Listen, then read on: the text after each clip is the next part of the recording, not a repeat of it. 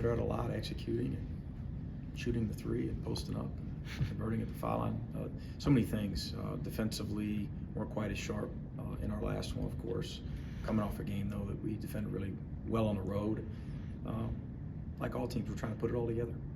And again, what the confidence that you got from the Florida State? Well, you seen that carrying over in not just in the Mercer game, but the practice and that sort of thing. Is that kind of something you can kind of see? Not necessarily. Okay. A little fatigued after that one, heading Okay. into Mercer, and then really our focus was on our level of attention to detail with that Mercer scout, and then with this one yesterday, it was all about Georgia Tech and what they're running and how to prepare best for them.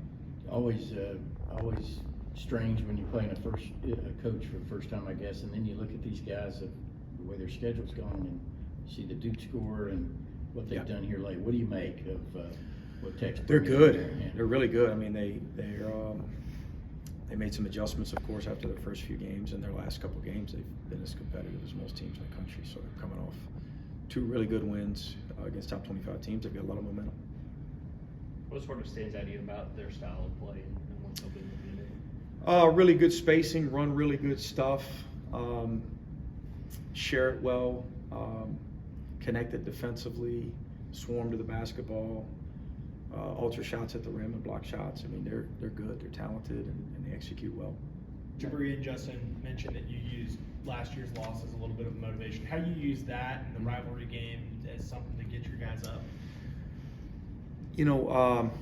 We just mentioned those couple things, really. I mean, I'm sure in their locker room it's the same thing. It's a rivalry game. It's important to our fans, of course, and their fans. And we lost at their place last year, and that's about it. I mean, beyond that, it's about this year's Georgia Tech team and this year's Georgia team, and preparing for for what they run, how to defend them, how to score against them.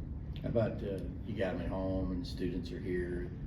Good time to play them, Well, it's a good time to play anyone, right? I mean, they're the next up on the schedule, and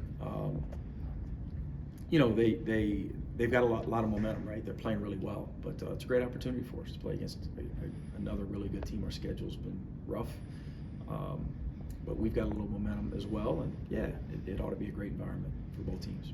Looking at these last couple of games, what RJ's been able to do as a scorer, just what do you feel like is the key to getting that consistently from him?